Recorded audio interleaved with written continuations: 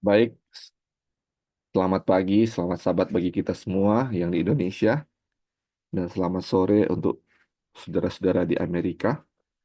Hari ini hari Sabat, tanggal 19 April 2025. Kita akan melanjutkan kita punya pelajaran atau Bible Study dari buku Everlasting Covenant, chapter 42. Dan ini adalah chapter terakhir yang judulnya adalah The Everlasting Covenant Complete ya. Buku Everlasting Covenant, dan ini judulnya Perjanjian Kekal telah selesai atau digenapi. Dan ini adalah pertemuan kedua dari chapter 42 ini.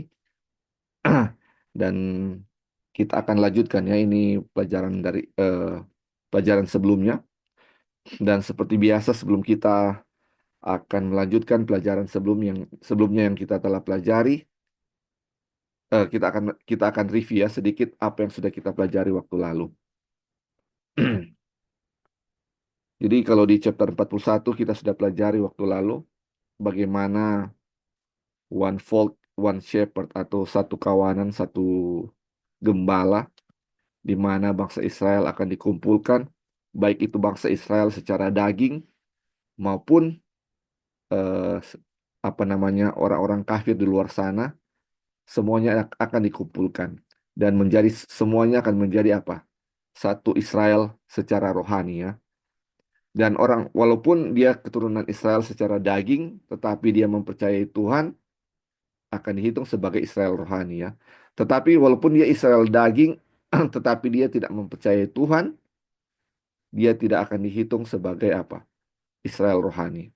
Begitu juga ya untuk orang-orang kafir, semua yang percaya, yang mendengarkan surat Tuhan dan mendengarkan surat Tuhan akan dihitung sebagai Israel rohani. Makanya kutipan yang waktu lalu dibilang, yang membedakan antara kambing dan domba adalah mereka yang mendengarkan surat Tuhan. Kalau mereka yang mengenal suara Tuhan akan digolongkan sebagai domba, tetapi mereka yang tidak mengenal suara Tuhan atau tidak mau mendengarkan suara Tuhan digolongkan sebagai kambing ya. Dan dari segala penjuru dunia akan dikumpulkan menjadi satu kawanan, entah dari Israel, entah dari bangsa kafir, semuanya akan dikumpulkan menjadi suatu bangsa Israel rohani, dan pemimpinnya adalah satu, yaitu Yesus, yang dilambangkan sebagai Daud, sebagai eh, gembala, dan kita tahu Daud itu melambangkan Yesus yang begitu menyayangi akan apa? Domba-dombanya. Sewaktu di dunia ini juga, waktu hidup Daud itu ketika dia mengembalakan kambing dan domba, dia adalah seorang gembala yang sangat menyayangi apa? Domba-dombanya. Walaupun domba-dombanya itu misalnya sudah di mulut singa, dia apa? Dia merobek mulut singa itu dan mengeluarkan domba-domba. Begitu menyayangi akan apa? Kawanan dombanya. Begitulah juga sama dengan Yesus yang sangat mencintai umat-umatnya tuh. Ketika umat-umatnya sudah mau diterkam musuh, Tuhan apa? Melepaskan mereka dari mulut musuh, menyelamatkan mereka dari apa? Kematian. Dan ini kita akan bahas lanjutan dari chapter 41, dan ini yang terakhir. Dan ini adalah pertemuan pertama yang kita sudah ikuti waktu hari Minggu waktu lalu. Dan chapter 41 ini, 42 ini dimulai dengan sebuah ayat Ibrani 11 ayat 10, dan ini adalah apa yang sudah kita pelajari juga waktu lalu. Di Ibrani 11 ayat 10 dibilang, sebab ia nantikan kota yang mempunyai dasar, yang direncanakan dan dibangun oleh Allah.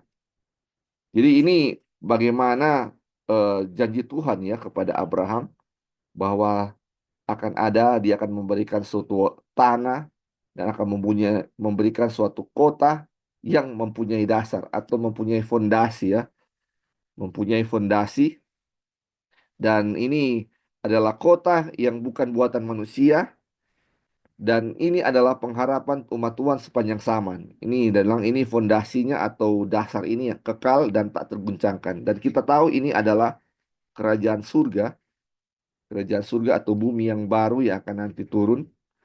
Dan ini dari pengharapan sepanjang masa di mana dari zaman dulu nabi-nabi memberitakan tentang ini ya. Ini yang dinanti-nantikan sejak dahulu sampai sekarang ini, yaitu kota yang mempunyai dasar, yang dibangun oleh tangan Tuhan sendiri. Tidak ada tangan manusia yang membangunnya. Dan ini merujuk kepada kerjaan surga ya, ini sudah kita lihat.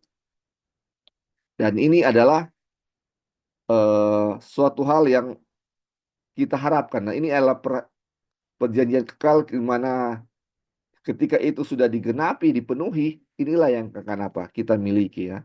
Ini di Ibrani 10 ayat Ibrani 11 ayat 10. Sorry. Oke, dibilang perhimpunan terakhir umat Allah dan penetapan mereka di bumi yang dipulihkan telah menjadi tema para nabi sejak kejatuhan. Nah, ini saudara-saudara yang disebut tadi ya. Ini yang ketika kita akan apa namanya memiliki kota yang mempunyai dasar, menantikan kota yang punya dasar. Ini adalah apa katanya tema dari Nabi sejak kejatuhan. Dari sejak kejatuhan Adam, ini adalah tema bagaimana kita ini menantikan sebuah bumi yang baru ya, bumi yang dipulihkan dari kejatuhan. Terus dibilang, dan sebagai kelanjutan dari tema ini, mereka semua yang telah memberikan kesaksian bahwa semua orang yang percaya kepada Kristus akan menerima pengampunan dosa, karena hanya dengan pengampunan dosa perhimpunan dan pemulihan itu dapat terjadi. Jadi hanya dengan pengampunan dosa ini dia bilang gathering dan restoration dapat terjadi. Jadi ini ada dua hal, perhimpunan dan pemulihan atau gathering dan restoration. Jadi ini pengumpulan umat Tuhan dari seluruh dunia di mana umat Tuhan yang dikumpulkan ini akan dimasukkan ke dalam suatu apa? Eh, sorry, umat Tuhan yang dikumpulkan ini akan dipulihkan dan akan masuk ke dalam apa? Kota atau bumi yang telah dipulihkan. Dan dibilang, saudara-saudara, kuasa yang eh, menyiapkan itu kota yang telah dipulihkan adalah kuasa yang sama yang akan memulihkan umat Tuhan. Ini kalau kita belajar dari chapter 1, ini adalah kuasa Injil. Ini bagaimana kuasa Injil adalah kuasa yang menyelamatkan. Selain kuasa ini menyelamatkan, kuasa ini yang menciptakan bumi. Selain menciptakan bumi, kuasa inilah yang akan merestorasi atau memulihkan dari dunia yang dulu berdosa menjadi bumi yang baru. Ini kuasa yang sama. Ini adalah kuasa yang Injil yang sedang kita pelajari. Terus dalam chapter 42 ini ada beberapa pasal yang kita pelajari tentang pemulihan ini, atau gathering dan restoration atau ini di everlasting covenant atau perjanjian kekal dipenuhi ini. Jadi waktu lalu kita sudah pelajari tentang Yesaya 11, Yesaya 34 dan sorry, Yesaya 11, Yeskiel 34 dan Yeskiel 37. Dan mari kita lihat ya dia punya inti-inti. Ini chapter-chapter yang panjang. Dan kita ringkaskan sesuai dia punya ini ya ayat-ayatnya dari pertama di Yesaya 11, ini buatan Yesaya 11. Dan Wagoner apa namanya membandingkan Yesaya 11 ini dengan Tesalonika 2 ayat 8. Jadi dia bilang di ayat 1 sampai 5 ini dia punya ringkas jelas suatu tunas akan keluar dari tunggul Isai. Ia akan menghajar bumi dengan perkataannya seperti dengan tongkat. Jadi ini kita lihat ya, ini tunas akan keluar dari tunggul Isai ini kita tahu Mesias ya atau Kristus yang berasal dari keturunan Daud. Jadi Isai ini adalah ayah Daud dan Mesias ini keturunan Isai atau keturunan Daud. Terus dia bilang dia dipenuhi dengan roh Tuhan, hikmat, pengertian, nasihat, dan keperkasaan. Dan kita lihat ini tunas ini atau garis keturunan Daud ini atau Mesias, dia akan menghakimi dengan adil, bukan dengan penampilan luar atau memandang muka atau memiliki bilik kasih. Dia punya penghakiman adalah adil. Terus dia bilang, kuasa firman-Nya menyucikan bumi dari kefasikan. Ini kuasa Tuhan ini, kuasa firman-Nya ini menyucikan bumi dari segala kefasikan atau dosa ya. Terus di Yesaya 11 ayat 6 sampai 9 ini menceritakan tentang dibilang serigala akan tinggal bersama domba, tidak ada yang akan berbuat jahat. Jadi ini adalah gambaran kerajaan surga setelah dipulihkan ya. Ketika tunas dari tunggul Isa ini akan keluar, dia akan menghajar bumi, menghakimi bumi. Dan apa yang terjadi di Yesaya 11 ini kita sudah pelajari. Ini bilang serigala akan tinggal bersama domba, anak-anak akan bermain dengan ular tedung, eh, s- apa namanya, singa-singa akan makan rumput. Jadi ini akan dipulihkan sama seperti waktu di Taman Eden. Tidak ada yang jahat, yang berbahaya ya. Ini dan kita tahu ini adalah bumi yang baru di mana semuanya tidak dipulihkan dan tidak ada lagi binatang buas yang berbahaya. Semuanya hidup dengan damai. Dibilang alam berdamai. Ini gambaran dari bumi yang dipulihkan. Pengaruh dosa dihapus. Seluruh bumi penuh akan pengenalan akan Tuhan. Tidak ada yang akan berbuat jahat, saudara-saudara. Aduh, tidak ada yang berbahaya sama sekali di bumi yang baru itu. Luar biasa. Terus kita lihat ya, di Yesaya 11 ayat 10 dan 12, dibilang, Taruk dari Isai akan berdiri sebagai panji-panji bagi bangsa-bangsa. Ini dibilang, ini Taruk ini dari Isai kita tahu Kristus akan berdiri atau Mesias akan berdiri sebagai panji-panji bagi bangsa-bangsa.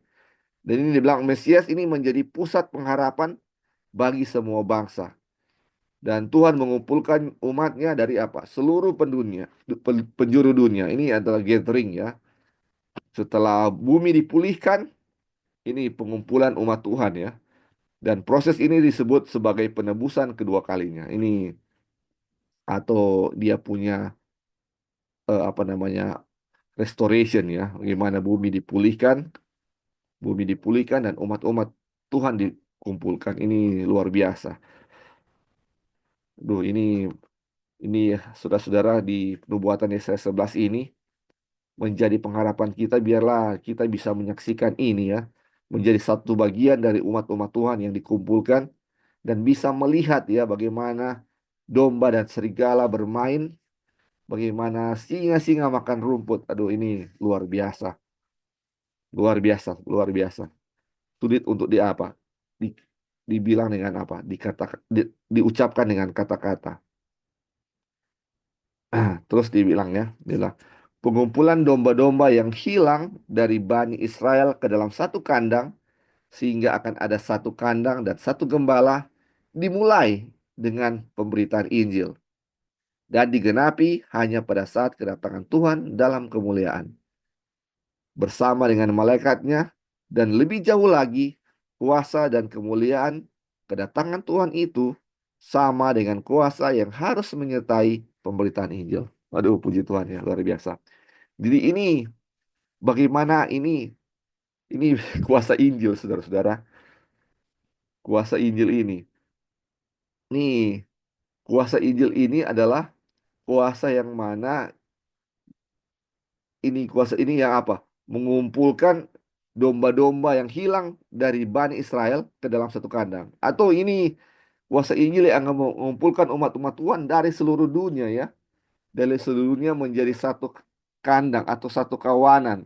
Menjadi satu one fold ya. Ini kuasa Injil ini yang akan mengumpulkan itu ya. Terus sehingga ketika kita berada di dalam satu kandang atau di one fold ini, makanya maka baru ada apa? Satu gembala. Dan dibilang satu gembala itu adalah Daud ya. Daud di mana kita tahu Daud adalah gembala yang baik yang sangat menyayangi domba-dombanya dan Daud ini melambangkan apa? Kristus yang sangat menyayangi umat-umatnya. Dia rela mati untuk menyelamatkan domba-dombanya. Ini luar biasa bagaimana penyelamatan umat Tuhan dilambangkan dengan domba dan gembala. Makanya ketika kita pelajari tentang domba yang hilang, ini luar biasa ya. Ini tentang bagaimana penyelamatan umat Tuhan kepada dunia ini ya. Kita tahu bumi kita adalah salah satu domba yang hilang dari ratus atau sekian banyaknya planet-planet yang lain yang tidak jatuh. Ini gambaran besarnya bagaimana bagaimana Kristus datang untuk menyelamatkan bumi ini yang hilang. Bumi ini yang hilang ya. Kristus datang ke satu bumi yang hilang, yang kalau di dalam tata surya mungkin hanya sebuah titik, yang kalaupun dia hilang nggak ada pengaruhnya apa-apa, kalau kita lihat ya. Tetapi dia mau datang ya. Dalam perumpamaan domba yang hilang ini, gembala ini mempertaruhkan nyawanya ketika hari sudah gelap, dia naik ke ke tebing-tebing yang tinggi, ke gunung-gunung yang tinggi, yang curam, yang di bawahnya jurang, yang bisa saja ketika dia mencari domba satu ini yang hilang ini, nyawanya bisa hilang, bisa bisa dia bisa mati ya, mati karena dia punya jalur penyelamatan itu sangat ekstrim ya. Tetapi ketika dalam kenyataannya, ketika Tuhan menyelamatkan satu bumi yang hilang, dia kehilangan nyawanya. Yesus ini kehilangan nyawanya. Perumpamaan domba dan gembala ini mempertaruhkan nyawanya, tetapi dia tidak mati ya, saudara-saudara. Tapi kalau dalam kenyataannya, bagaimana Kristus menyelamatkan domba yang bumi ini kita yang hilang, dia harus mati. Duh, luar biasa. Dia harus mati. Dan ketika bumi ini diselamatkan, ketika domba ini diselamatkan, ada suatu kesukaan besar dalam kerja surga. Ada suatu kesukaan besar dalam satu kawanan itu ya, saudara-saudara. Bagaimana sama-sama domba yang hilang bergabung dengan domba-domba yang tidak hilang. Ini suatu apa namanya? Suatu kesukaan besar yang ada di surga. Ketika yang satu hilang dan itu ditemukan kembali. Ini luar biasa. Dan domba ini adalah suatu binatang yang dimana dia tahu dia hilang tapi dia tidak tahu cara itu, caranya pulang. Sama dengan kita, saudara-saudara. Kita tahu kita sudah berdosa, tapi bagaimana caranya supaya kita bisa diselamatkan? Kita tidak tahu. Hanya Tuhan yang bisa apa? Menjangkau kita dan menyelamatkan kita. Ini luar biasa ya. Lanjut, ketika sebelumnya kita sudah belajar tentang Yesaya 11, baru selanjutnya Wagoner memberikan apa namanya pelajaran tentang Yeskiel 34 ya. Yeskiel 34. Dan Yeskiel ini Yeskiel 34 ini menceritakan tentang bagaimana domba-domba itu tercerai berai ya. Dibilang tanpa seorang pun yang memperhatikan atau mencarinya. Ini luar biasa.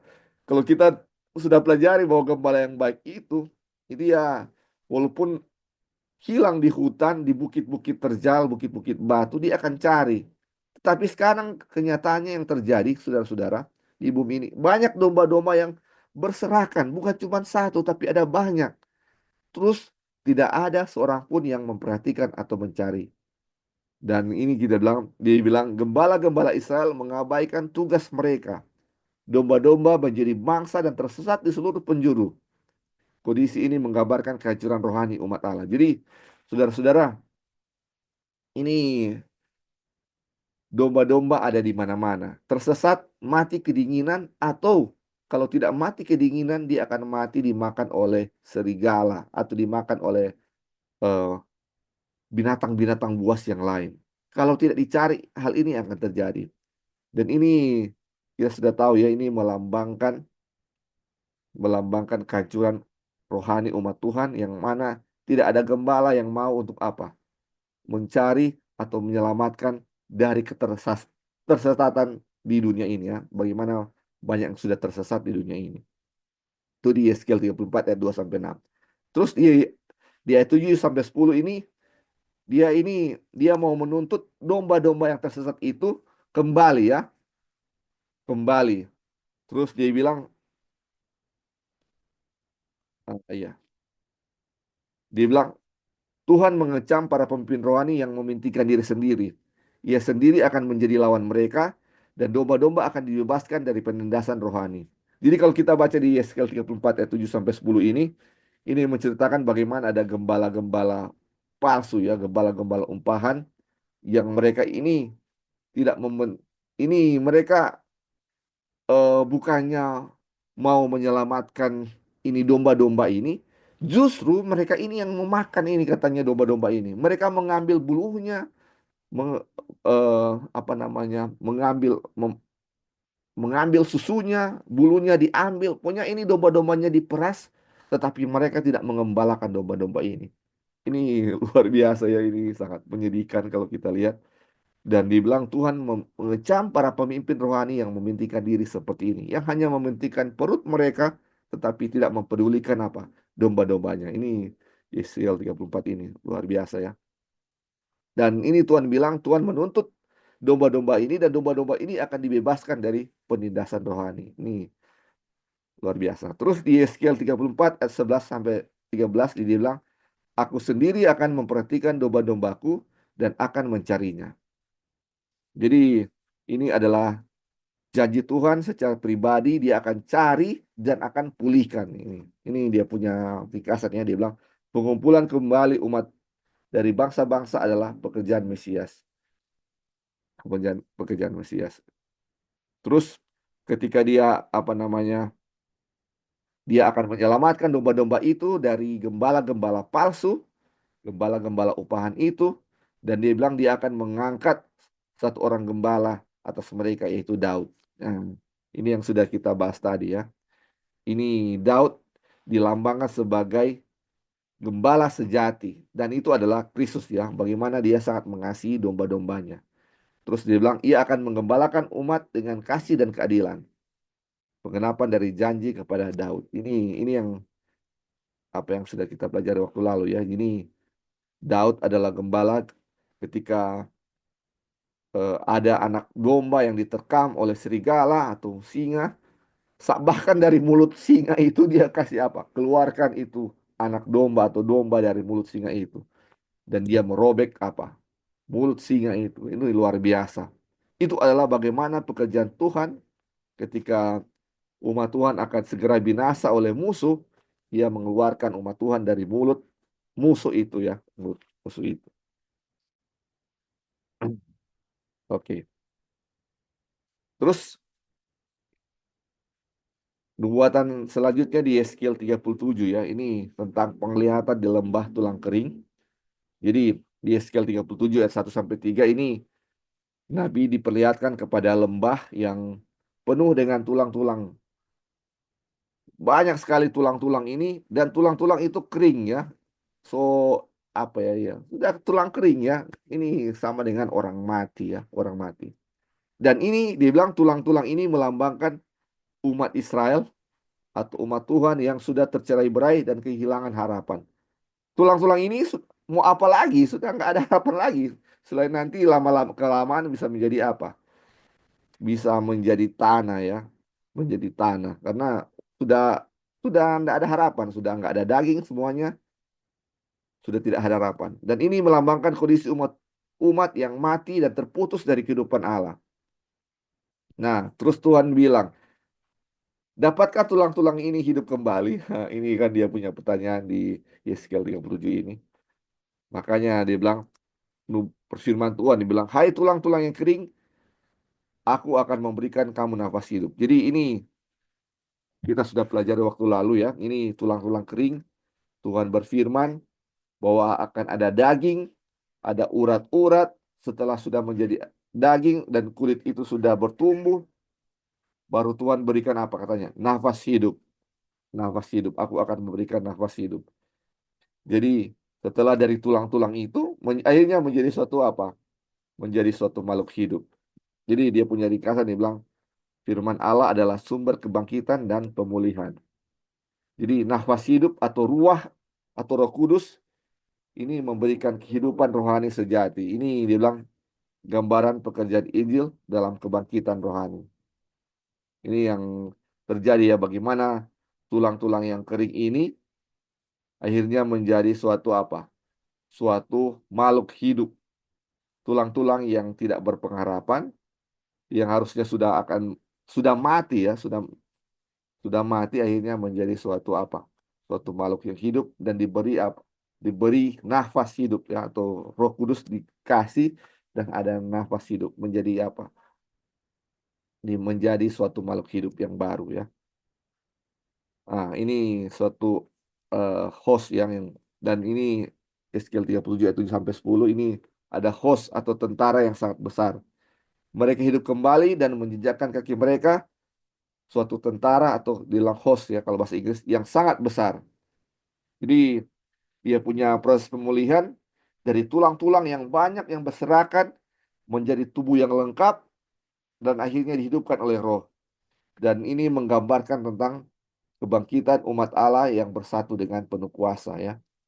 Terus dibilang ini angin atau nafas ini kalau bahasa Inggrisnya wind ya. Kalau terjemahan bahasa Indonesianya nafas dari keempat penjuru menggambarkan pengumpulan global umat sisa. Jadi empat penjuru mata angin ini menggambarkan pengumpulan dari apa? Seluruh dunia dari umat Tuhan yang sisa ya. Terus dibilang di Yeskiel 37 ayat 11 sampai 13 bilang tulang-tulang ini adalah seluruh kaum Israel.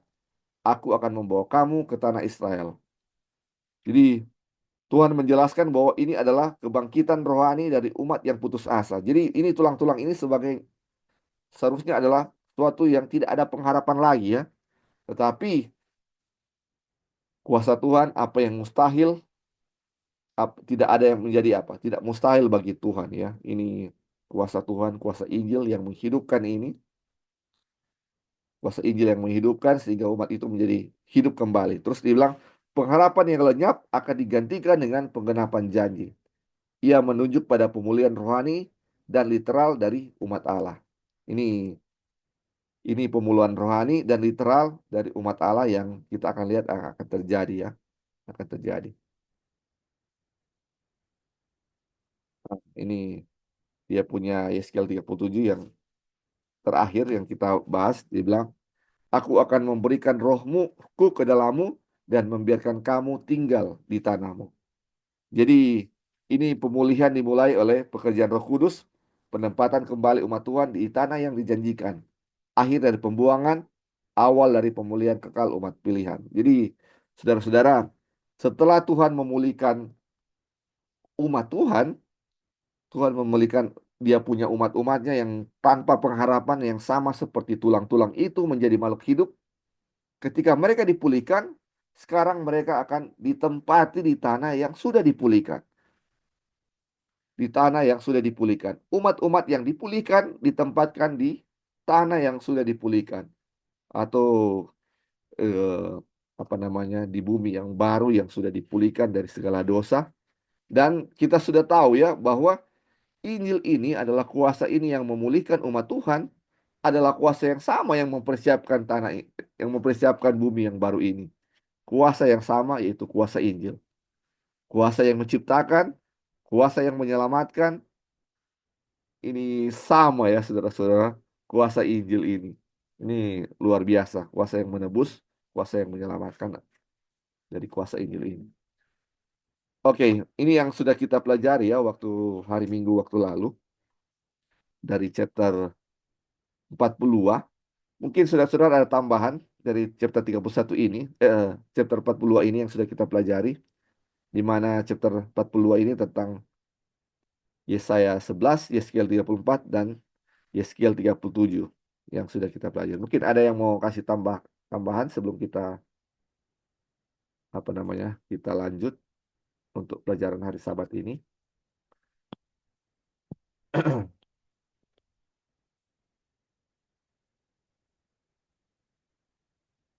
Oke, kalau belum ada kita akan masuk ya di pelajaran untuk Sabat ini dari di Everlasting Covenant Complete.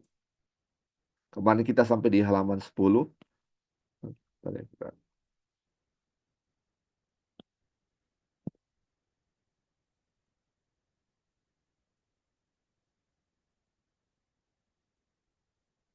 Oke. Jadi ini yang kita sudah pelajari waktu lalu. Dan umat-umat Tuhan ini akan dikumpulkan waktu kebangkitan ya, waktu kebangkitan. Atau gathering ini akan dikumpulkan waktu kebangkitannya. Jadi sekarang kita akan masuk di pelajaran untuk hari ini, sahabat ini, subjudulnya adalah seluruh kaum Israel. Seluruh kaum Israel. Dengan demikian kita melihat bahwa janji Tuhan kepada Daud bahwa ia akan menetapkan suatu tempat bagi umatnya Israel dan menanamkan mereka supaya mereka dapat tinggal di tempat yang tetap, tidak berpindah-pindah dan tidak menderita lagi, akan digenapi dengan kebangkitan dari antara orang mati. Jadi saudara-saudara ini sama seperti janji Tuhan kepada Abraham ya. Bagaimana Tuhan menjanjikan kepada dia suatu tanah yang kekal, everlasting possession. Dan kita tahu ketika sampai Abraham mati, dia tidak mendapatkan tanah yang Tuhan janjikan. Dan kita sudah pelajari bahwa Abraham mati dengan iman dan dia percaya bahwa dia akan mendapatkan apa yang Tuhan janjikan kepadanya. Dan itu Abraham bisa dapatkan waktu kebangkitan ya, waktu kebangkitan. Dan ini janji juga yang bilang Tuhan kepada Daud bahwa dia akan tempatkan umat Israel ke tempat tinggal mereka sama ya, ini seperti Abraham, ini akan digenapi ketika waktu resurrection atau kebangkitan dari antara orang mati. Terus dia bilang, dan pengumpulan Israel ini satu-satunya yang pernah dijanjikan. Dan itu sudah cukup mencakup semua orang yang setia dari segala zaman. Mencakup semua orang yang setia dari segala zaman. Karena ketika Tuhan berfirman, semua orang yang di dalam kuburan akan mendengar suaranya dan mereka akan keluar. Saudara-saudara, ini waktu lalu kita sudah pelajari ya, ini ketika uh, Tuhan berfirman, domba-dombanya akan mengenal suaranya dan mereka akan dikumpulkan dari seluruh penjuru dunia. Kumpulkan dari seluruh penjuru dunia dan dibilang orang-orang yang kenal suaranya dan mengikuti suaranya itu digolongkan sebagai domba. Dan yang tidak mengenal dan tidak mengikuti suaranya digolongkan sebagai kambing. Dan ternyata yang ketika Tuhan berfirman ini bukan cuma orang-orang yang hidup. Orang-orang yang dalam kuburan pun ketika dengar suaranya, mereka akan keluar. Karena mereka adalah domba-domba ya. Domba-domba Tuhan. Ini luar biasa ya. Bagaimana sudah menjadi tulang-tulang pun sama seperti nubuatan Yeskiel tadi. Mereka akan dengar suara Tuhan dan mereka akan berkumpul bersama-sama dengan domba-domba yang lain. Ini luar biasa. Oke, mungkin ada yang mau tambahkan sampai di sini sebelum kita lanjut.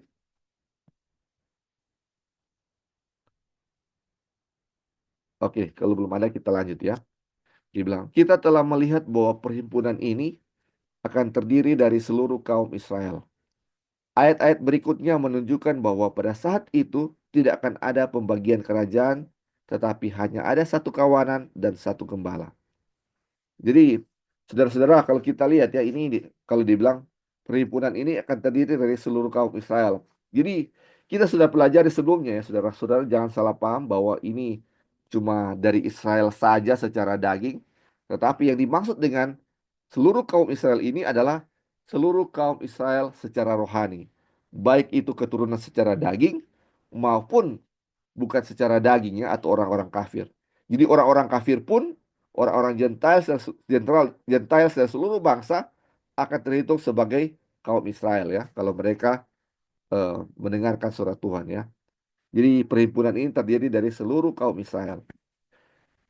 Terus dibilang, kemudian datanglah firman Tuhan kepadaku.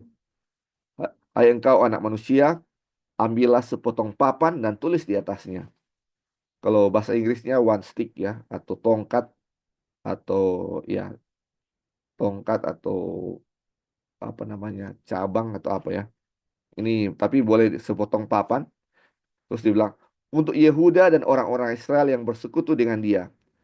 Kemudian ambillah papan yang lain dan tulis di atasnya untuk Yusuf, papan Efraim, dan seluruh kaum Israel yang bersekutu dengan dia. Gabungkanlah keduanya menjadi satu papan sehingga keduanya menjadi satu dalam tanganmu. Jadi ada Yehuda dan orang-orang Israel, kemudian ada Yusuf dan Efraim. Ini Yehuda dan eh, Israel satu papan, Yusuf dan untuk Yusuf papan Efraim dan seluruh kaum Israel yang bersekutu dengan dia ini satu satu papan ya. Jadi ini Ini melambangkan kerajaan Yehuda dan Israel ya, saudara-saudara. Dan ini Yehuda dan Israel dikumpulkan menjadi satu papan. Jadi satu papan. Ini melambangkan keturunan Israel ya. Terus dibilang, eh, maka kalau teman-teman sebangsamu bertanya kepadamu, tidakkah engkau bersedia memberitahukan kepada kami apa artinya ini? Katakanlah kepada mereka, beginilah firman Tuhan Allah.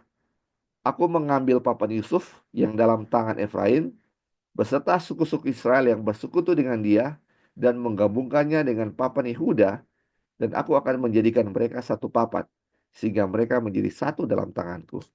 Jadi Israel dan Yehuda menjadi satu papan.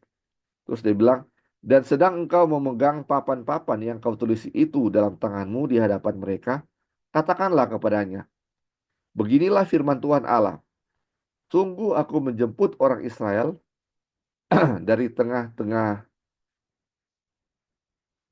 dari tengah-tengah dari tengah bangsa-bangsa kemana mereka pergi. Aku akan mengumpulkan mereka dari segala penjuru dan akan membawa mereka ke tanah mereka. Aku akan menjadi mereka satu bangsa di tanah mereka di atas gunung-gunung Israel dan satu raja memerintah mereka seluruhnya. Mereka tidak lagi menjadi dua bangsa dan tidak lagi menjadi dua kerajaan. Mereka tidak lagi menajiskan dirinya dengan berhala-berhalanya atau dewa-dewa mereka yang menjijikan atau dengan semua pelanggaran mereka. Tetapi aku akan melepaskan mereka dari segala penyelewengan mereka dengan mana mereka berbuat dosa dan mentahirkan mereka. Sehingga mereka akan menjadi umatku dan aku akan menjadi Allahnya. Jadi ini bagaimana kerajaan Israel dan Yehuda dikumpulkan menjadi satu. Mereka bukan dua lagi, menjadi satu. Dan dibilang ini mereka akan menjadi umat Tuhan ya. Dan Tuhan akan menjadi Allah mereka. Terus dibilang maka hambaku Daud akan menjadi rajanya. Dan mereka semuanya akan mempunyai satu gembala. Mereka akan hidup menurut peraturan-peraturanku dan melakukan ketetapan-ketetapanku dengan setia. Mereka akan tinggal di tanah yang kuberikan kepada hambaku Yakub, di mana nenek moyang mereka tinggal. Ya, mereka, anak-anak mereka maupun cucu-cucu mereka akan tinggal di sana untuk selama-lamanya. Dan hambaku Daud menjadi raja mereka untuk selama-lamanya. Skill 37 ayat 15 sampai 25. Jadi ini bagaimana Tuhan menyelamatkan bangsa Israel. Ini seluruh kaum Israel ini ya. Dan dia akan kumpulkan dari segala bangsa menjadi ini sama seperti yang kita sudah pelajari waktu lalu ya, menjadi satu kawanan atau menjadi one fold ya atau satu kandang dan dibilang Tuhan akan menjadikan mereka apa? Satu gembala ya juga ya. Dan ini dibilang Daud akan menjadi rajanya, akan menjadi gembalanya, menjadi gembalanya. Dan ini Daud ini melambangkan Tuhan satu-satunya yang akan apa? Memimpin mereka ketika mereka menjadi satu kawanan.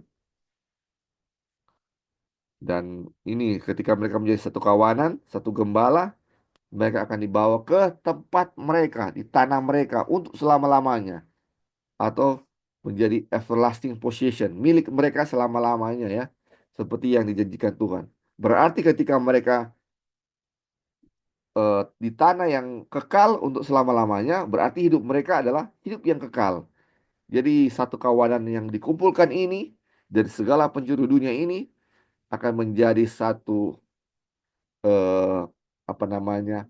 Satu kawanan yang memiliki hidup yang kekal karena mereka akan tinggal di tanah yang selama-lamanya atau tanah yang kekal atau everlasting possession. Oke, saudara-saudara, sampai di sini ada yang mau tambahkan dari subjudul seluruh kaum Israel yang kita ambil dari Yeskiel 7. Yeskiel apa namanya? Yeskiel 37 ayat 15 sampai 25. Halo, Li. Ya, silakan, silakan. Ya, jadi sebelum Yeskiel 37 ayat 15, kan waktu lalu kita baca Yeskiel 37 itu yang dry bones kan, Iya, atau Draymond. tulang-tulang kering. Tapi sebelum mereka mendapatkan everlasting possession itu, kondisi mereka itu kan sama seperti Tulang orang kering. mati, Ya, tulang-tulang kering begitu. Dan bagaimana um, everlasting possession ini atau tanah mereka akan miliki itu harus ada dia punya proses yang kita sudah bahas sebelumnya, mana Tuhan berfirman, kemudian ada Roh Kudus, ada roh, kemudian mereka hidup. Jadi itulah kondisi bangsa Israel waktu lalu dan juga kondisi kita saat ini. Dan bagaimana untuk memperoleh tanah itu kita hanya bisa diselamatkan oleh Injil. Jadi bangsa Israel dulu di buku Yeskel itu sudah dinubuatkan. Itu kalau kita lihat mereka memperoleh tanah forever itu Yeskel 37 itu tidak menunjukkan kepada bangsa Israel kuno ya. Itu kepada bangsa Israel, maksudnya kita yang hidup di akhir zaman yang akan memperoleh everlasting possession. Tapi of course mereka yang sudah menjadi Israel yang sejati juga akan memperoleh tanah tersebut. Jadi bangsa Israel secara fisik, bangsa Israel secara rohani, yang benar-benar itu Israel sejati itu yang mereka memiliki iman sama seperti Abraham yang sudah dibangkitkan kondisinya sama sama Tuhan dengan firman Tuhan dengan rohnya, mereka itulah yang akan memiliki tanah yang Tuhan sudah janjikan. Dan tanah itu kan everlasting covenant, perjanjian yang diberikan kepada Abraham ya. iya, Jadi kan bukunya ini everlasting covenant. iya, Jadi di Yeskiel 37 itu Tuhan bilang itu akan terjadi gitu. Dan itu terjadi di kapan ya? Itu akan terjadi di zaman kita bahwa iya. perjanjian itu Tuhan akan genapi di zaman kita. Oke, thank you. Itu aja. Terima kasih. Jadi kalau kita lihat ya bagaimana dari tulang-tulang kering menjadi suatu makhluk hidup oleh firman Tuhan ini, kita melihat bahwa dalam penyelamatan ini gak ada yang mustahil. Tulang kering saja, saudara-saudara, bisa menjadi makhluk hidup. Dan kadang-kadang kalau kita lihat ya kehidupan kita, umat-umat Tuhan, umat-umat sekarang ini atau sangat jahat. Bagaimana kalau kita mau pikir, bagaimana orang-orang jahat ini, yang sangat jahat ini menjadi umat Tuhan yang suci tanpa dosa. Bagaimana mau pikir aja nggak apa namanya kalau kita pikir nggak kepikiran bagaimana mereka bisa jadi umat Tuhan yang suci. Lihat aja gereja Tuhan sekarang, penuh kelahiran sana sini, nggak setia, banyak sekali dia punya. Dan bagaimana mereka bisa menjadi umat Tuhan yang tanpa dosa yang gimana ini nggak bisa dipikir. Tapi kalau kita lihat ini, ia akan membuat mereka menjadi suci, menjadi umat Tuhan yang dipulihkan adalah apa? Firman Tuhan, saudara-saudara. Ini menjadi suatu kusukacita pengharapan bahwa, waduh, ini mereka yang tanpa pengharapan ini akan dipulihkan asalkan mereka percaya dan dengar itu suaranya. Tulang-tulang ini mendengar firman Tuhan ketika di apa namanya Tuhan berfirman kepada mereka dan mereka bersatu ya ini ada langsung jadi daging, ada kulit, bahkan Roh Kudus turun kepada mereka dan mereka akan menjadi makhluk yang hidup. Ini luar biasa, saudara-saudara. Inilah yang akan terjadi dan mereka ini layak akan apa? Hidup selama-lamanya ya. Mereka yang hidup selamanya. Mereka yang dari tulang-tulang ini akan menjadi apa? Hidup selama-lamanya dan mewarisi apa yang Tuhan sudah janjikan kepada mereka. Ini dari suatu kemustahilan menjadi suatu yang tidak mustahil ya saudara-saudara. Menjadi suatu kenyataan bagaimana Tuhan menyelamatkan. Bagaimana Tuhan menyelamatkan. Jadi apa yang harus kita percaya sekarang adalah kuasa Tuhan yang menyelamatkan. Yaitu Injil. Ketika kita mempelajari Injil, kita akan mempercayai bahwa tidak ada yang mustahil bagi Tuhan. Orang-orang yang jahat sekalipun ketika akan mendengarkan suara Tuhan ini, menerima Injil ini akan dipulihkan ya, sama seperti tulang-tulang ini, tulang-tulang ini. Puji Tuhan ya. Mungkin ada lagi yang mau tambahkan sebelum kita lanjut. Oke. Halo. Oh ya, silakan pendeta, silakan. Oke, terima kasih kesempatannya. Eh, Righteousness by faith adalah menempatkan diri kita di tempat yang paling rendah serendah-rendahnya. Karena kita manusia yang berdosa, jadi pelajaran ini mengingatkan kita tidak ada sesuatu usaha manusia apapun yang dapat melepaskan kita dari kebinasaan. Nah, artinya kebinasaan ini digambarkan itu tadi, tengkorak, puntung,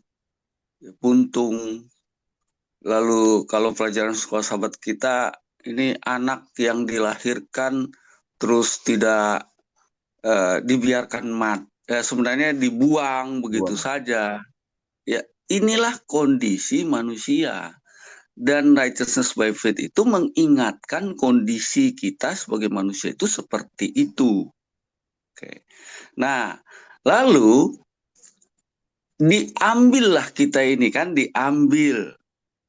Mau dibentuk kembali, ditawarkan keselamatan. Dan itu berlaku untuk semua manusia. Ini janji Tuhan berlaku untuk semua manusia. Kita tahu sebelum bangsa Israel ada disebut para bapa. Para bapa inilah yang memberitakan keselamatan itu gitu loh. Jadi para bapa ini mendapat tugas untuk memberitakan keselamatan dari Tuhan itu. Dan satu-satunya keselamatan itu melalui Yesus Kristus dengan pencurahan darah. Artinya itu keselamatan itu bukan berdasarkan kekuasaan, tetapi ada keadilan di sana. Dan karena kasih Allah, maka untuk menjalankan hukuman ini adalah Allah itu sendiri yang melakukannya. Inilah janji yang harus diulang-ulangi terus. Nah, ketika Babel itu kan terpisah-pisah menjadi satu kelompok-kelompok bahasa, bangsa. Maka bukan lagi personal-personal para bapa di sana, tapi sudah Allah mau menggunakan suatu bangsa. Dan bangsa itu dari keturunan para bapa itu juga, yaitu Ibrahim. Jadi dari Ibrahim, ya yang bagian juga sebenarnya dari para bapa itu, keturunan yang menuruti firman Tuhan itu dipilihlah menjadi satu bangsa, bangsa Israel. Nah, jadi tugas bangsa Israel itu bukanlah mereka dikumpulin untuk hanya mereka yang diselamatkan, bukan. Lalu kemudian bangsa Israel pun di sini diambil contoh. Walaupun mereka sudah dipilih, tapi tingkah laku mereka pun sebenarnya nggak beda dengan orang-orang binasa lainnya, orang-orang kafir lainnya begitu. Jadi jangan merasa sepertinya mereka ini istimewa gitu. Kalau mereka ada tokoh-tokoh yang baik, yang benar, itu semua bukan karena mereka ini memang orang-orang yang saleh, tapi mereka sebenarnya adalah mengakui kesalehan mereka itu pun karena kepercayaan mereka kepada Yesus. Kasih karunia itulah yang mengubah diri mereka. Jadi mereka itu semua tidak pernah mengakui bahwa diri mereka lah, perbuatan diri mereka itulah yang memang menjadikan mereka saleh. Tetapi karena mereka menerima kasih karunia itu dan menerapkan percaya kasih karunia itu mengubah diri mereka, maka mereka kelihatan disebut sebagai orang yang saleh. Jadi semua itu adalah karena kasih karunia Yesus Kristus. Mereka semua merasa diri tidak layak. Itulah yang digambarkan. Sehingga dengan perasaan ketidaklayakan ini, mereka sadar bahwa ini harus diberitakan kepada orang-orang lain. Karena orang-orang lain ini sama membutuhkan juru selamat. Mereka yang sadar bahwa mereka membutuhkan juru selamat akan menerima kabar baik ini gitu. Salah satunya yang kita lihat adalah Rahab ya, yang dari Yeriko itu. Iya, betul. Nah, ketika Rahab diselamatkan, apakah dia kembali ke Jericho, kembali kepada bangsanya? Tidak. Dia menjadi bangsa Israel, bergabung menjadi bangsa Israel. Tetapi dia bergabung menjadi bangsa Israel itu tidak secara eksklusif hanya mereka yang diselamatkan yang ada di dalamnya, tidak. Itu nah, ketika sekarang kita mengerti Injil itu disebarkan ke seluruh dunia, kita sadar bahwa ini yang akan dibangkitkan pada waktu kedatangan Yesus yang kedua kali, itu adalah bukan hanya dari golongan kaum bapa, tapi mereka juga yang terima pekabaran dari kaum bapa. Bukan hanya bangsa Israel, tetapi mereka yang bangsa-bangsa yang lain yang mengakui bahwa Allah bangsa Israel itu adalah Allah yang benar, lalu menerima juru selamat itu. Contohnya seperti siapa? Nebukadnezar. Iya. Contohnya siapa? Naaman. Iya. Dan saya yakin kalau Nebukadnezar memang disebutkan pena inspirasi, mereka akan bangkit. Iya. Iya, jadi ini masa-masanya bangsa Israel itu ya. Kita ambil orang-orang di luar bangsa Israel yang menerima keselamatan itu. Dan itu hanya salah satu contoh yang diungkap. Masih banyak lagi yang di luar bangsa Israel yang memang mereka mengakui karena sudah menjadi melihat bagaimana bangsa ini dipelihara oleh Allah. Mereka juga bertobat begitu loh. Tapi tidak diceritakan. Kalau mau diceritakan semua bagaimana? Alkitab ini berapa banyak halaman yang di Alkitab itu. Tapi ada contoh-contoh di situ Naaman dan Nebukadnezar. Begitulah. Nah, sekarang kita pun jangan sampai eksklusif. Betul. Hanya orang Advent lah. Tugas orang Advent itu memberi pekabaran, bukan eksklusif hanya orang Advent yang dibenarkan. Akan datang masanya di mana panggilan itu pun akan dipanggil. Ini panggilan khusus di akhir zaman. Yaitu pekabaran 3 malaikat. Di sana bukan lagi eksklusif Advent nantinya. Iya, betul. Itu akan dipanggil keluar. Ini Yesus sudah mau datang, kita harus keluar. Begitu. Jadi semua akan bergabunglah itu yang mendengar pekabaran. Jadi everlasting covenant karena sifatnya kekal itu tidak dibatasi oleh satu waktu, tidak dibatasi oleh satu suku, tidak dibatasi oleh satu bangsa.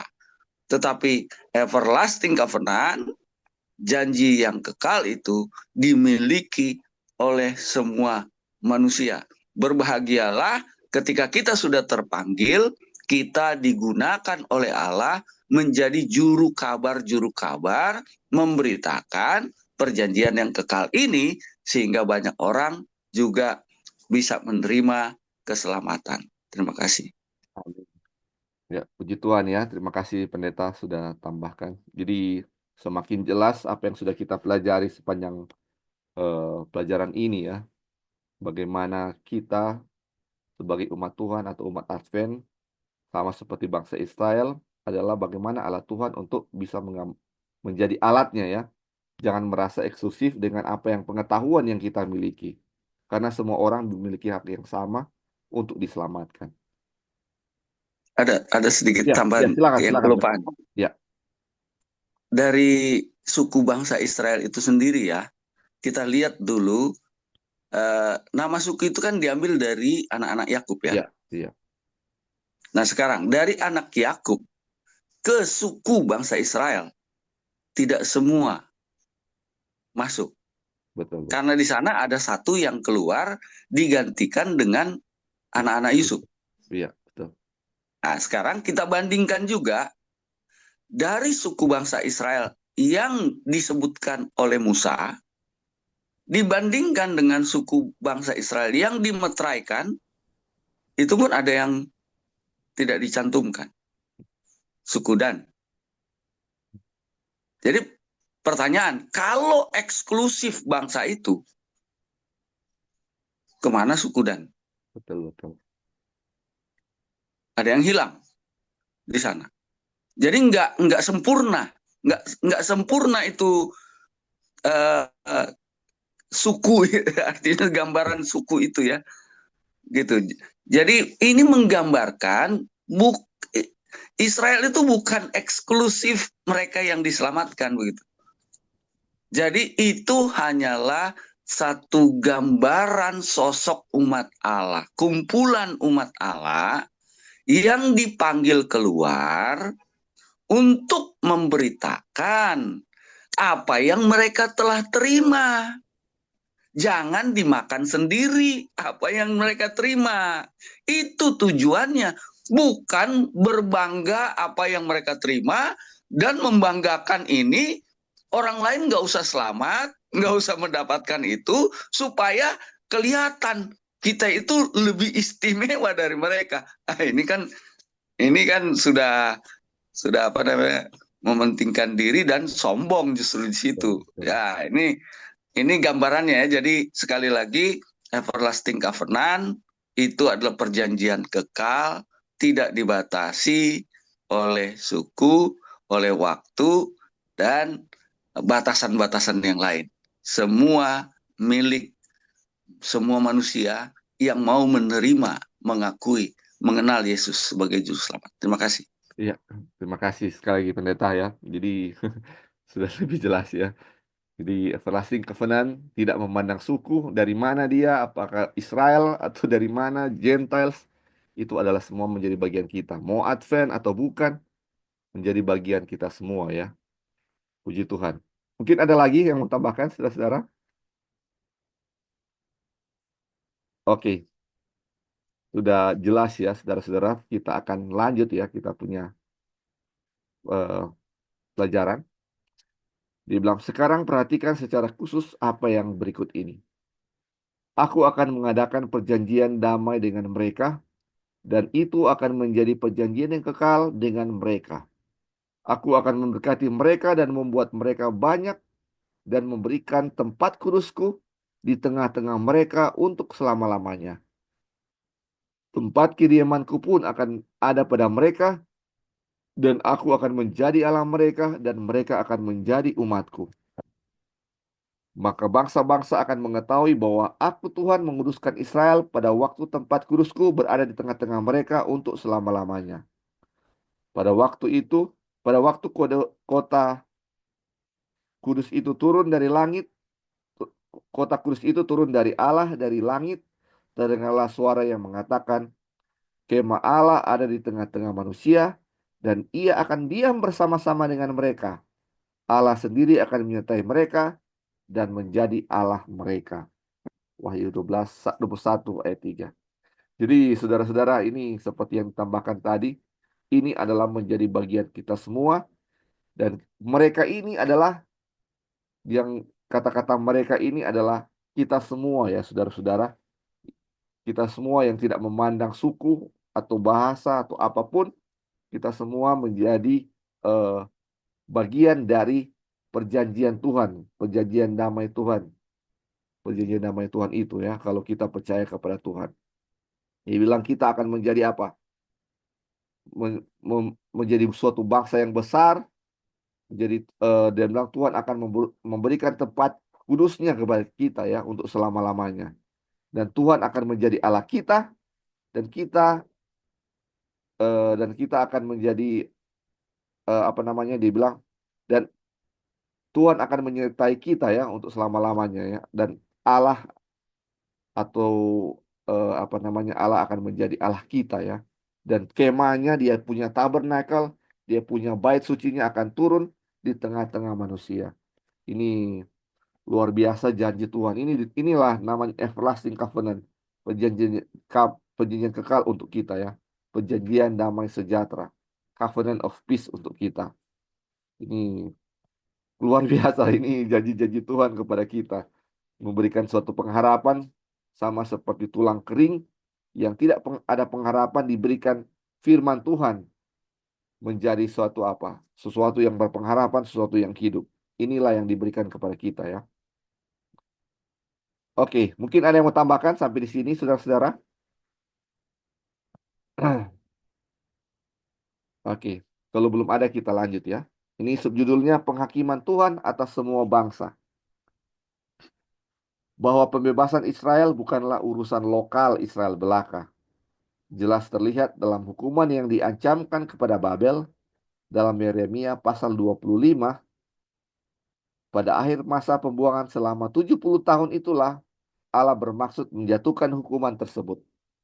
Tetapi seperti yang telah kita lihat, Israel belum sepenuhnya siap untuk dikumpulkan pada saat itu. Jadi saudara-saudara ini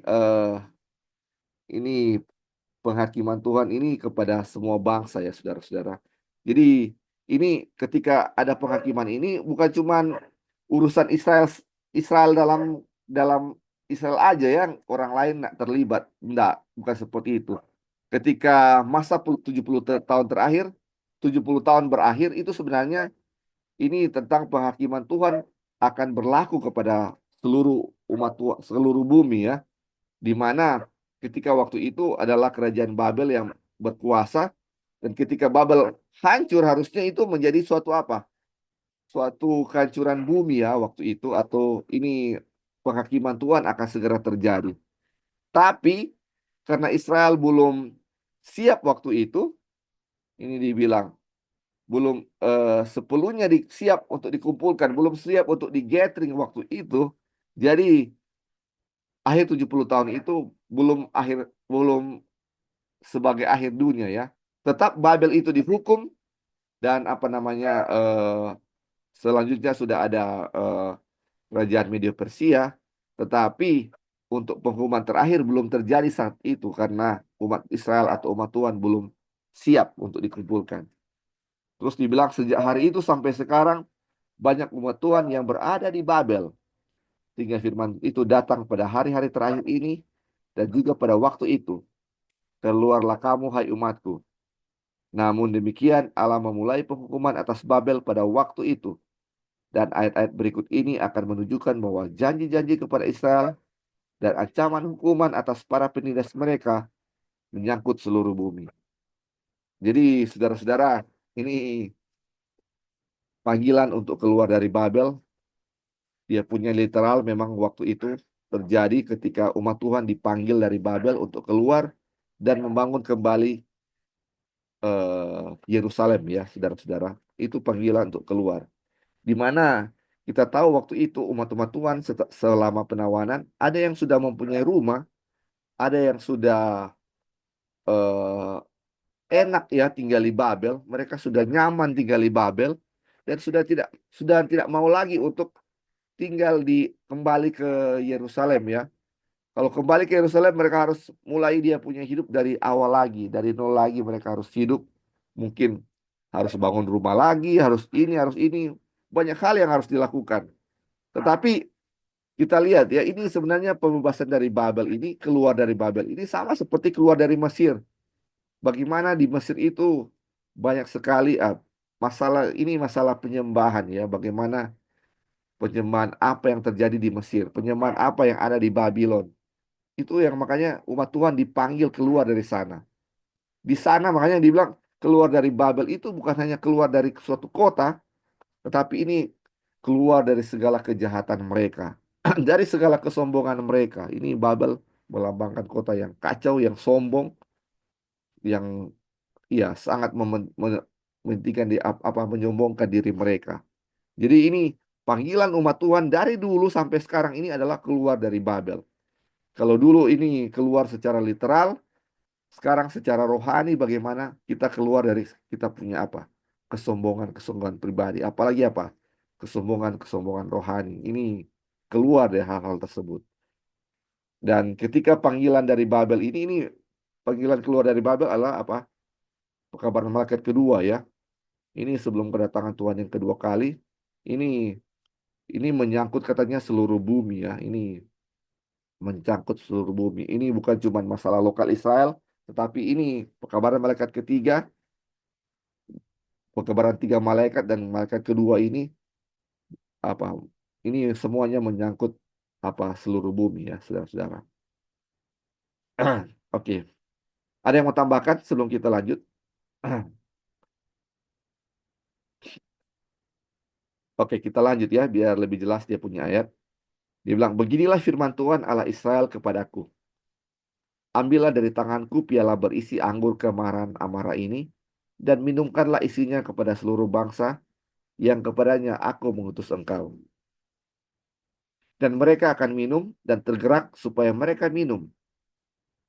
Dan mereka akan minum dan tergerak supaya mereka minum. Menjadi terhuyung-huyung dan bingung karena pedang yang hendak kukirimkan ke antaranya.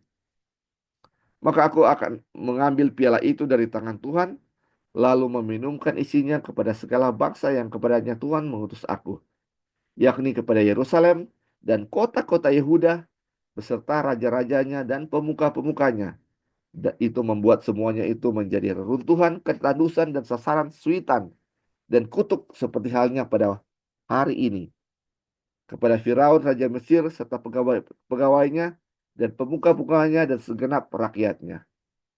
Kepada semua raja dari utara, yang dekat dan yang jauh, satu demi satu, dan pada semua kerajaan dunia yang ada di atas muka bumi, juga Raja Sesak akan minumnya sesudah mereka. Yeremia 25 ayat 15, 19 sampai 26.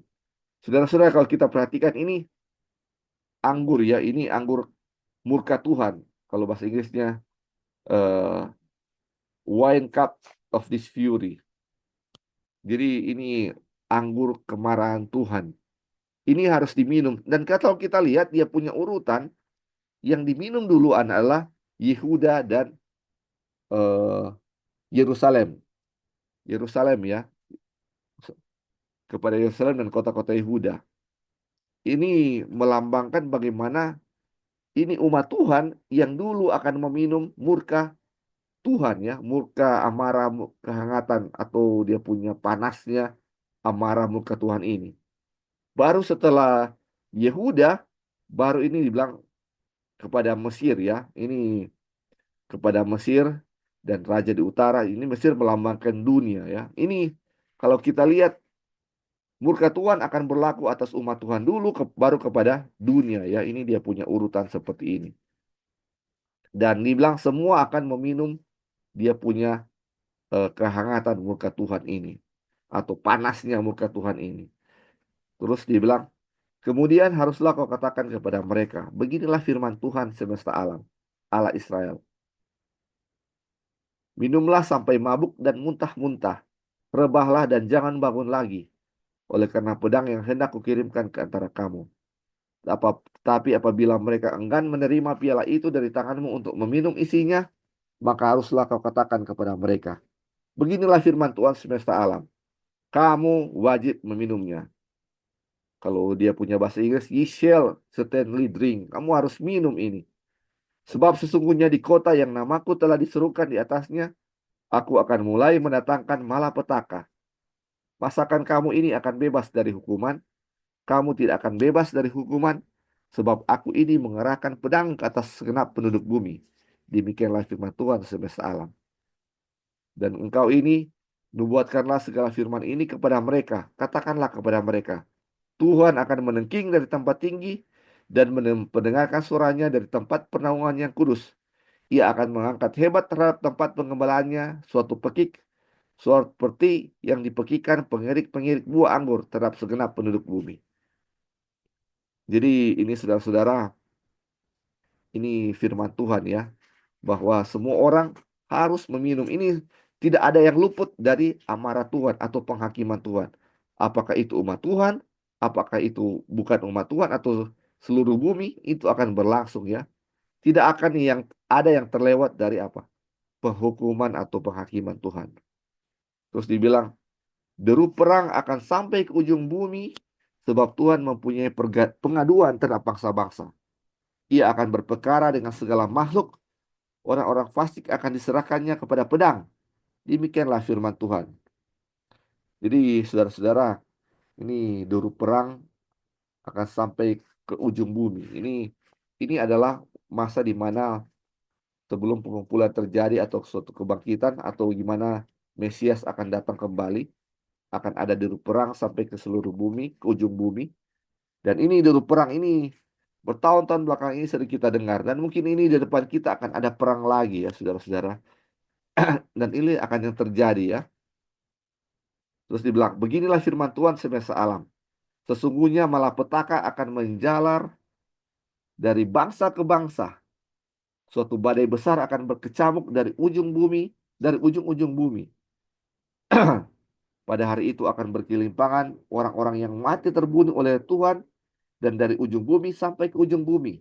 Mereka tidak akan diratapi, tidak akan dikumpulkan, dan tidak akan dikuburkan. Mereka akan menjadi pupuk di ladang atau di tanah ya saudara-saudara ini. Sel bidang open di ground akan menjadi pupuk di tanah.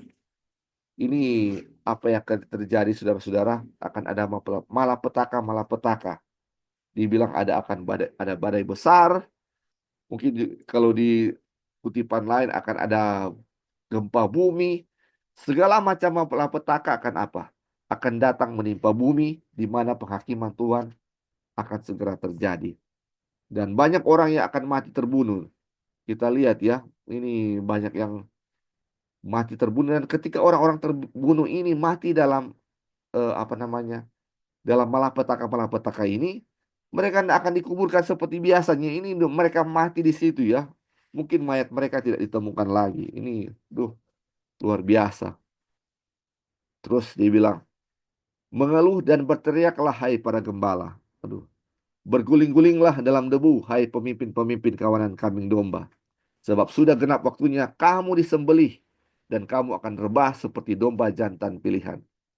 Saudara-saudara, ini lanjutan ya dari skill 34 ya atau dan 37 ini. Ini adalah bagaimana gembala-gembala upahan ini akan menerima penghakiman Tuhan. Ini kalau tadinya ini gembala-gembala yang palsu ini yang apa namanya mereka menindas domba-domba itu, mengambil susunya, mengambil dagingnya, mengambil woolnya, dia punya kulit, tetapi tidak gembalahkan domba-domba itu. Sekarang waktunya apa? Mereka ini di apa? Dihakimi. Dibilang mereka akan disembelih sama seperti domba jantan jantan pilihan. Sebagaimana mereka menyembelih, menyiksa domba-domba waktu yang lalu, sekarang waktunya mereka akan disembelih. Sebagaimana mereka membiarkan domba-domba mereka dimakan oleh binatang buas, sekarang waktunya mereka disembelih sama seperti binatang buas menyembelih domba-domba itu ya. Ini luar biasa. Maka bagi para gembala tidak akan ada lagi kelepasan. Dan bagi para pemimpin kawanan kambing domba tidak akan ada lagi keluputan. Dengar para gembala berteriak, para pemimpin kawanan kambing domba mengeluh, sebab Tuhan telah merusakkan padang gembalaan mereka. Aduh, ini luar biasa ya saudara-saudara. Ini adalah waktu penghakiman Tuhan ya kepada seluruh dunia ya, kepala segala bangsa. Dan ini eh, yang ini juga ya kepada gembala-gembala ini dibilang secara khusus bahwa mereka juga akan dihukum. Selain bumi akan dihukum, orang-orang yang mati dengan apa namanya malapetaka secara khusus juga ditulis tentang gembala-gembala tadi yang kita sudah bahas, yang mana mereka membiarkan umat-umat atau domba-domba terserai berai mati oleh apa? Mati oleh eh, apa namanya binatang-binatang buas atau mati kedinginan di gunung-gunung yang mereka tidak cari, mereka sendiri akan dihakimi juga ya. Tuhan akan membalaskannya kepada mereka. Ini akan terjadi saudara-saudara ya. Dan ini suatu kesedihan yang luar biasa yang kita bisa lihat ya saudara-saudara. Ini jadi pelajaran teguran untuk kita saat ini bagaimana tidak membiarkan apa domba-domba Tuhan tercerai-berai kemanapun. Karena apa? Kita tidak cari ya. Bagaimana gembala-gembala Tuhan hanya mementingkan apa? Diri mereka sendiri. Mereka hanya apa namanya menggembalakan diri mereka sendiri, tidak menggembalakan domba-domba itu. Ini luar biasa. Ini menjadi pelajaran kita ya saudara-saudara. Ada yang mau tambahkan saudara-saudara sampai di sini? Ini sudah 8:30. Kita akan selesai sampai sini. Kita nggak akan lanjutkan lagi. Nanti kita akan lanjutkan waktu eh, BS selanjutnya ya, atau minggu depan. Ada yang mau tambahkan bagaimana penghakiman Tuhan kepada bangsa, semua bangsa saudara-saudara sebelum kita tutup dalam doa?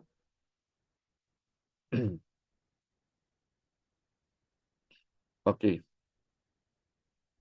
kalau sudah tidak ada saudara-saudara, kita punya pelajaran sampai di sini. Ini biarlah pelajaran kita sepanjang hari Sabat ini, mungkin sekitar 5 halaman, bagaimana kuasa Tuhan, kuat Tuhan akan memulihkan kita. Ada perjanjian kekal, ada perjanjian damai sejahtera bagi kita, bagi umat Tuhan. Tetapi ada juga dia punya perjanjian bagaimana dia akan menghukum dunia ya. Dia akan menghukum dunia mulai dari apa? Umat-umat Tuhan atau umat-umat yang dia pilih sebagai alat untuk memberitakan Injil ke seluruh dunia agar semua orang bisa mengenal namanya, yaitu dari Israel sendiri, dari umat Tuhan. Ketika umat Israel dari umat Tuhan dan dia akan berpindah kepada seluruh dunia ya, yaitu ke Mesir yang melambangkan dunia. Ke Mesir yang melambangkan dunia, bagaimana dia akan menghukum mereka juga ya, ketika mereka tidak mendengarkan suara Tuhan, mereka juga akan dihukum. Dan terakhir dia punya secara khusus dibilang kepada apa? Gembala-gembalanya yang lalai untuk melakukan tugas mereka. Dan dihukum ya, mereka akan dibantai sama seperti domba yang akan dibantai. Pembantaian kepada gembala-gembala palsu.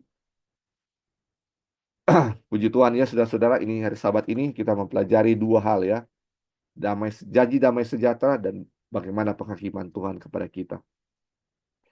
Biarlah kita selalu mempercayai akan janji Tuhan, perkataan Tuhan, dan tidak menjadi seperti apa gembala-gembala palsu ini ya. Biarlah kita setia dengan tugas kita sebagai umat Tuhan untuk memberitakan namanya dimanapun kita berada ya. Dan kembali lagi, bukan dengan kekuatan kita, kita mengabarkan Injil. Biarlah ini adalah pekerjaan Tuhan, dan Tuhanlah yang akan melakukannya untuk kita. Biarlah kita selalu berdoa, menyerahkan sepenuhnya ke dalam tangan Tuhan, tidak pernah menyombongkan diri, tidak pernah apa kita merasa bahwa diri kita hebat atau memiliki kesombongan rohani ya saudara-saudara. Kalaupun kita memilikinya sekarang ini, biarlah kita bertobat, meninggalkan setiap kesombongan kita. Biarlah kita mendengar panggilan Tuhan untuk keluar dari Babel, keluar dari kesombongan Babel ini yang menjadi ciri khas kita ya. Oke, bila sudah tidak tambahan, kita akan tutup dalam doa. Kita akan tutup dalam doa.